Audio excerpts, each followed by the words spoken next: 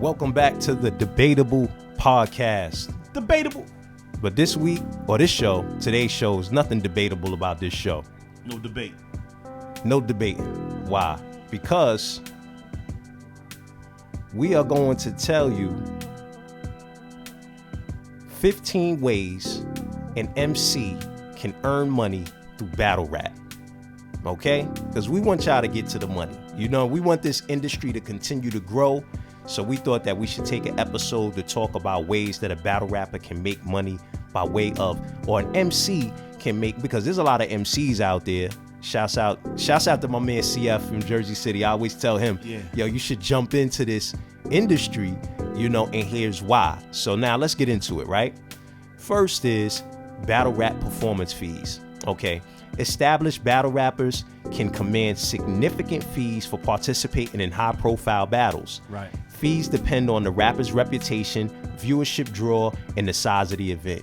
So of course, I mean, if you're just jumping in, you do have to build your name up. You got to get in, get your name known, you know, get on Verse Tracker, you know, do a couple of battles, obviously for free. It's going to be more than a couple battles. It's going to take some time to build your brand. But once you build your brand in the business, you can then command a certain amount of views. Then what people do is they'll go to platforms like versetracker.com, and they'll be like, yo, okay, Sakar got this many views. Then Tut got this many views. He averages this many views when he comes on a platform. Therefore, if I bring him to my YouTube channel, he's gonna do this, that, and the other. Right. And that's real interesting that you bring this up.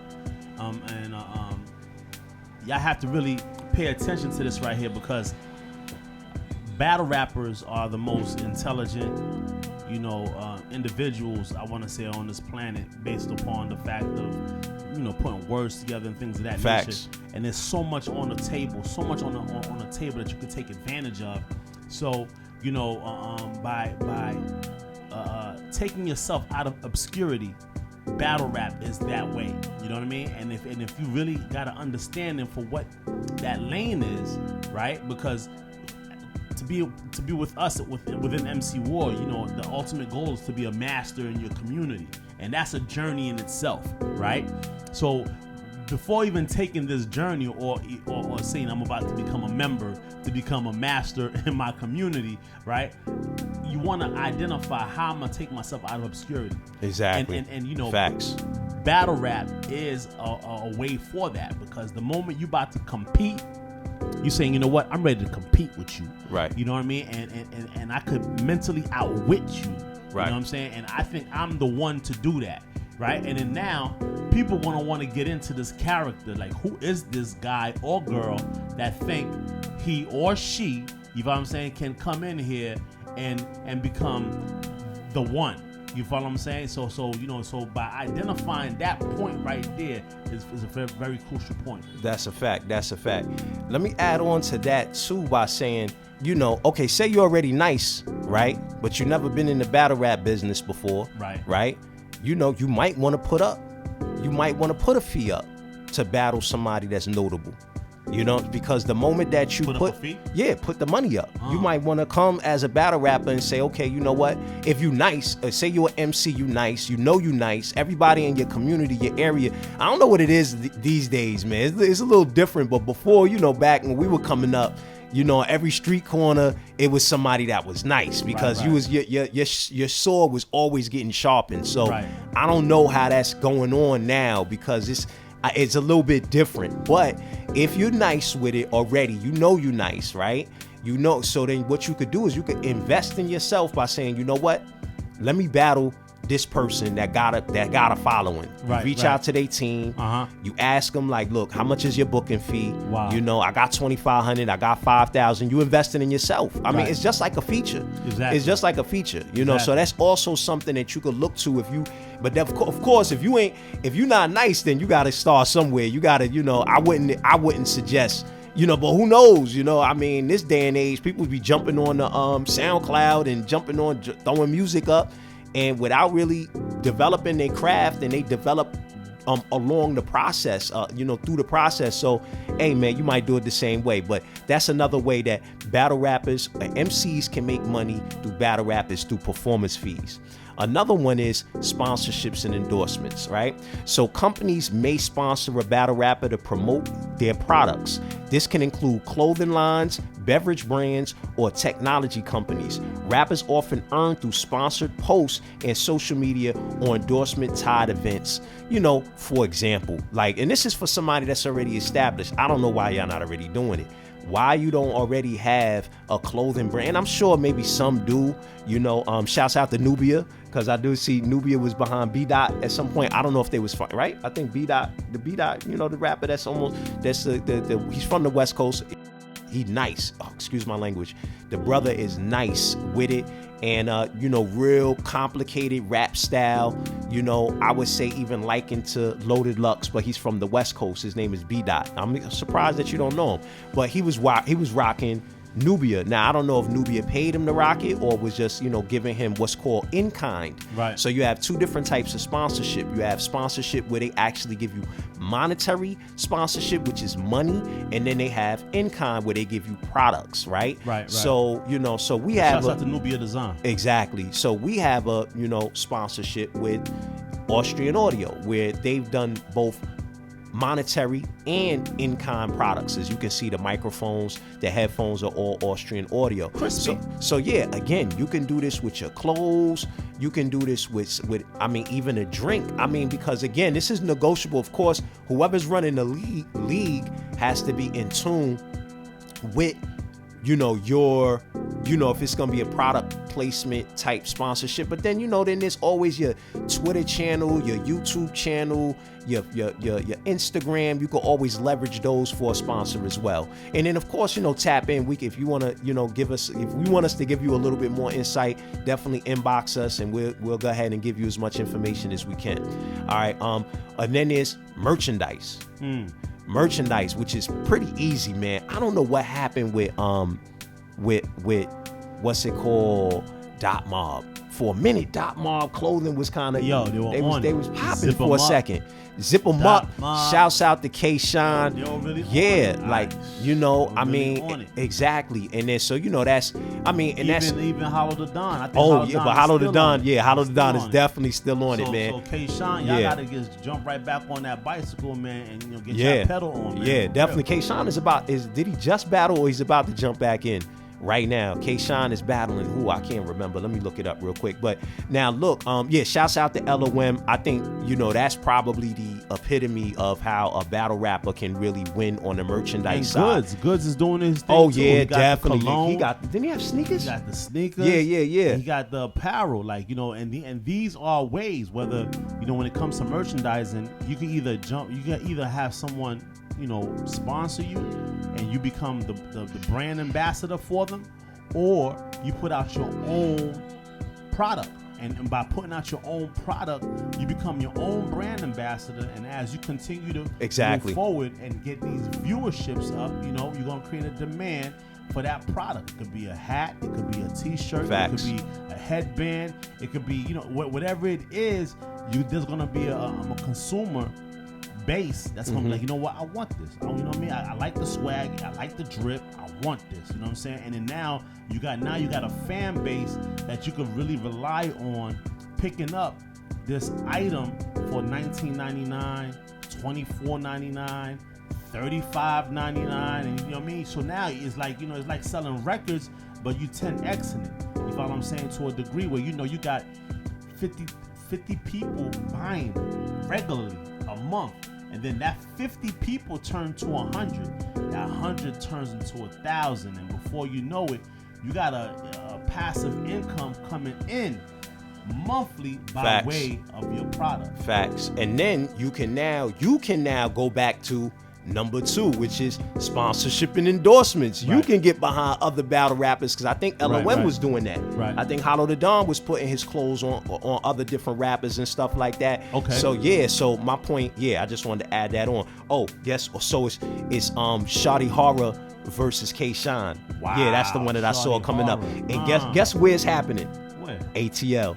Man, yeah, yo, you see, yo, listen, you can't front. MCWAR definitely opened up the lane for battle rap in Atlanta. Fact. But shouts out, and guess where they doing? King of Diamonds. I'm like, King of Diamonds, like, yeah, I know, right? I'm like, what, they gonna be stripping in the background or something? But I don't know. But either which way, that's gonna be a banging battle. Yeah, I'm looking forward to it. So yeah, so now fourth is YouTube monetization, which I think is pretty, obvious. Rappers can monetize their own YouTube channel by uploading battle recaps, freestyles, music videos, or behind the scenes content. Income is generated from ad revenue, YouTube memberships, and super chats during live streams. Now, let me go a little further because we already seen what Math Hoffa's done. And you got to remember, shouts out to My Expert Opinion. Yo, congratulations to him. And y'all seen how he started. He started first doing the lives. He was consistently going live, recapping what was going on in the battle rap thing. I think, what was he saying? Read between the lines or between the lines. I used to watch it. Y'all know what I'm talking about. I used to have that thing between the lines or whatever. And then he was talking about a lot of the subs going on in battle rap. And then, he was able to kind of branch out. And you see where he's at now. Man, the guy done had, Robert Kennedy on the show. Like, to me, like, he's out of here, right? So we know that that's one way as well. Now, think about this, too. You're a battle rapper. And then shouts out to DNA and Goods. Goods been doing his thing on his channel. DNA and Goods have now done their own podcast. I forgot what the name of it is, but they got their own podcast right now. And then you have DNA just dropped the battle on his own platform. Who just battled on DNA's platform, man? I forget. But the point is, you see what's going on? They're building out their channels, right? So you leveraging the viewership that you're gaining from being on maybe a Smack platform, being on an MCWAR platform, being on a King of the Dot platform, and then you bring it back to your own, where now you're either organizing your own battles, right? Or you're doing recaps. Like I was thinking is that, like, say for instance, you're not on a platform yet. You start doing a whole behind the scenes. Say you're about to battle on Smack. Like, let's say somebody like Swamp. I don't know. Maybe he does have a YouTube channel. I'm not too sure. But say Swamp got a battle coming up. Man, do a whole behind the scenes. You know what I'm talking about? Before your battle on your own channel. Right. You know what I'm talking about? And then, start telling people, yo, tap in, so on and so forth. And that's another way to generate revenue. So, yeah, man. And that goes back to, the Hollow to Don. Exactly. Wildin' Out. Yeah. And then from Wildin' Out. That's not Hollow to Don. Hitman Holla? I apologize. Yeah, Hitman Holla. Hitman Holla. Right. Wildin' Out. Mm-hmm. Leveraged it. Came back and did an incredible situation with Geechee Gotti. Right. And Bags and Bodies. He's got a whole show. That's what I'm saying. So by leveraging his opportunity with Wildin' Out, it just takes it to a whole nother stratosphere. And then what happens is, once you're up out of obscurity, and this is what I was saying about Beanie Sigel. Right. Beanie Sigel was out of he was out of here. Right. So no one could have held him back. And this is the point. Once people know who you are, you got a fan base, and you're able to generate. It could like how Ness. Shouts out to Ness, because you're the one that said it. Right. Once you're out of obscurity, you was able to sell the cheesecake. Well, you know what I'm saying? Yeah, but this the thing, because that's debatable, right? We're going into a debatable topic because during that time, you had artists that were not prepared to take their careers in their own hands. So now, and I know you can. And at the end of the day, I know that's his fault. No, but I'm saying nobody's holding you back. If you don't know, if you don't got the know-how, to take yourself into the thing, then that's the topic. The topic is not someone holding you back. But I get it. But you coming from a generation that was. They were used to having a team of people to come together, help with the marketing, right? And then if everything, but this is what I'm saying, but if everything was dependent on a machine back then, and they were saying that the machines were being unethical, and they were choosing sides. And they were siding more with the New York rappers over the Philly rappers. So, like, say for instance, you signed to a Def Jam because Def Jam did have Rockefeller under them. So, say the marketing people were putting more focus on the New York artists than they were on the Philly the Philly Rockefeller artist, that could be something, you know. But again, I mean, it's a different day and time now, right? It's an individual based situation because you had Cameron. That's crazy. You pulled him out of my head because see, what did he do? He took matters into his own hands. That's my point. But Cass wasn't. The machine, though. I understand. He left the machine because he went to Koch. Right, but you're talking about. But Cass was in high school mentally. They was in, I'm gonna say they were in high school industry wise. To me, that was like a high school situation. You trying to compare somebody that done, you know, graduated, you know, and then just, everybody, the majority of people in that school at that time was going by the rules of the school at that time. So Enes' mind is going based on what was going on at the time. He was like, based on what was going on at the time, you had these certain budgets, you had these certain people that could actually put you, you know, could boost your career, and they would decide not to do it for certain people. And yeah, you're right. You know, somebody like Cameron was able to. That's immediately what came to mind, but everybody wasn't doing that. But now the funny thing is that, you know, you got to do that now. Now you got to take it in your own hands now. There is no, you know, there's nobody to fall back on. But at that time, everybody was falling back on what the label could do for them. You know, because that was the I just feel what's the word for it? Standard or I just think that someone like a Beans that was so out of there, like, you know, he could have really took matters into his own hands. I mean, listen, I agree 100%. I'm just saying, like, even right now, with the newfound sound that he has, right? I feel like he could still like really leverage that because of his back catalog. Right. All he got to do is just come back and create a new situation. And I know life is a school in itself. Right. So if you ain't passing your classes and you ain't making the classes, you know what I'm saying? You're just not in it. Mm-hmm. Mentally, you know what I'm saying? Then, you know, days will go by. Days turn to weeks, weeks turn to months, months turns to years. So I get it. But my point is, someone like that's talented like that, you know what I mean? And not to go too much far off of it, you know, because I know kind of went to the left a bit. Mm-hmm. But it's like, once you're up out of obscurity within battle rap, right? And you start leveraging yourself, you got a product. Mm-hmm. And now you're pushing your product. You follow what I'm saying? You got a sponsor. You got all these different things. You follow what I'm saying?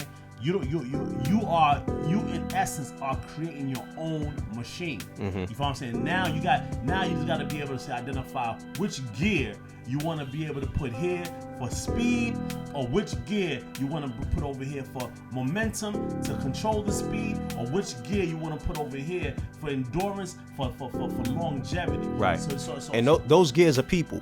Those or partnerships or AI or apps that could leverage, you know, the different things that. But all I'm saying is those things wasn't there back then in the 90s. You know what I'm talking about? So like, you know, so a lot of people, you know, you get that all the time. You get people that's like they always you know, blame. You know what I'm talking about? And so I'm not blaming nobody for nothing, right? But I can relate when somebody says, "Oh man, you know, this how we were doing it." You know, you can kind of understand what they were going through, you know, but if you could, such a fan of Beans, you could wish that they had somebody in their corner. Yeah, they would have needed somebody in their corner to be able to tell them, talk them out of that, because I've been in a situation where I played the blame game, and somebody was in my ear like, yo, you can't blame nobody. Every decision, even if you get out, and I like Grant Cardone for this one, because Grant Cardone was like, yo, even if I get into a car accident, somebody hit the car, it's my fault. It's still my fault. I'm still the one that put myself in that position, whether it's the time I left out of the house, the street that I decided to turn down, etc. So it took somebody to get in my ear to get me to see, like, yo, you the reason for, and he might not have had nobody at that time be like, yo, listen, you need to take everything. Like he was going through a lot, man. You need to grab it. Yeah, I mean, going through a lot. Yeah, because again, I likened it to high school because I just felt like, you know, that might have been the wrong scenario, but I was likening it to something where you're used to having these support systems. You get what I'm talking about? And then all of a sudden, them support systems are no longer there. You know what I'm saying? All of a sudden, now you off the label. And then you didn't, and within that time, you didn't quite learn the business, because to me, like I said, personally, I think Beanie Siegel's a better MC. I think he's nicer than Jay-Z. That's me and I know Beanie might not feel that, because I heard him say how nice Jay was. But when I hear Beanie Sigel, he was super nice. So he might have been all the way 10 toes down on his craft and not thinking about, yo, I gotta also think about these other things, these other resources that can help me boost my career and help me make money. So, but now this day and age, you have to have those things, because those things, craft is like, it's literally, how they used to say, well, it's still the same thing, 90% business, 10% music. Right, which I will also liken to 90% business, right? 10% music, right? Okay, I will also liken to 90% business, 10% talent. You get what I'm talking about? Meaning that, if you got everything in position, you got marketers that are they A1 in their game, promoters A1 in their game. What's it called? Facebook advertising guys, that's, or Meta advertising, TikTok advertising, Twitter these guys know the algorithms. They know how to advertise. They know how to use $100, $1,000, $10,000 to run up your videos and your content, right? And you got that, but your talent might be okay, but you got that team, you're gonna win. So, so in this day and age now, if you could do all, so that's what we need. We need somebody that we need teams to come together so that we can have, and that's why we coming on and doing this, because we want to be able to have quality content. Right. We want quality MCing, you know what I'm saying? So again, our goal is to make, our MCs masters in their community. That's what the MC stands for. So 6. Yep. No, number 5 actually. Oh, number 5, okay. Patreon and subscription platforms, right? All right. So that's dope too. You saw everybody does that. Vlad does it, and actually YouTube has mechanisms already built into the system where it can say like members only content, right? Where they have to subscribe and then you release it to them first. Of course you see Math Hoffa doing it. And actually before that, I think I saw Math Hoffa on Patreon. Of course I saw Joe Buttons on Patreon. Right. And then you could do stuff like, they could subscribe, exclusive content, unreleased battles, training sessions, question and answers, personalized shout outs. Yo, I was even thinking you could drop somebody's name in a bar. You could drop somebody, yo, listen. That lives on forever. Come on, yo, hit my page. So if you an MC, you got a battle coming up, you well known, right? Say for instance, you're a Reggie P, a Bad News or something like that. You got people following you like, yo, hit my Patreon and I'm gonna drop you in my bar against this guy. You know what I'm talking about? Like, yo, I think that's valuable. So yeah, so that's anything of value, man. Exactly. Anything of value. And guess what? Where we at right now, far as in the space that we are right now, there is no ceiling, y'all. It's like, the world. No ceiling. There is no ceiling. I'm talking about like sky's not even the limit. You know what I'm talking about? Because like, your man Elon Musk is on Mars right now, so like, sky's no longer the limit. Nobody can tell you that. There is no ceiling, y'all. Right. So it's like all you gotta do is tap in, and we'll become those people to be able to talk to you and guide you in the right direction. Just tap in, DM. Definitely subscribe, ring the bell. You know what I'm saying? Ring the bell. Definitely. You know what I'm saying? And but just tap in, and then we could begin to create this tribe and go into the right directions, so we could create these unlimited limits to reach. You follow what I'm saying?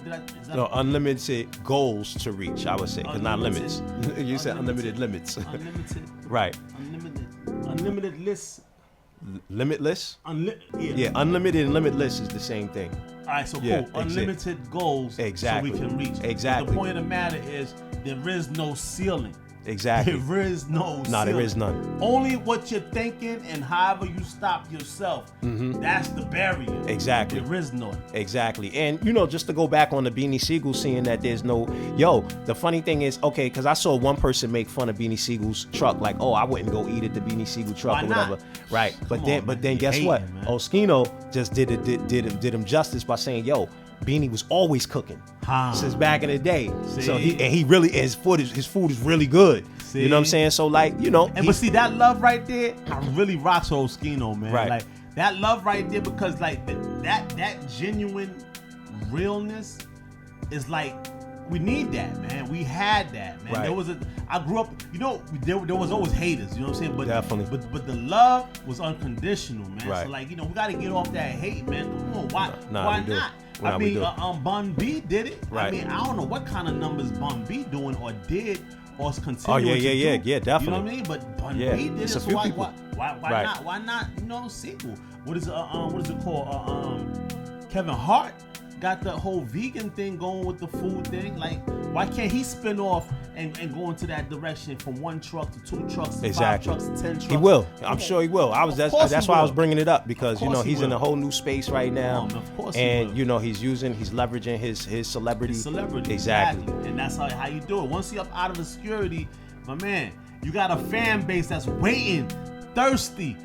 You know what I'm saying? Is waiting to see what you about to drop next. You know what I'm saying? So that's why shouts out to Beans, because when he came to our event, we was like, yo, my man, he's here. You know what I'm saying? When he was here and he showed love. You know what I mean? The stuff that he did, he didn't have to do.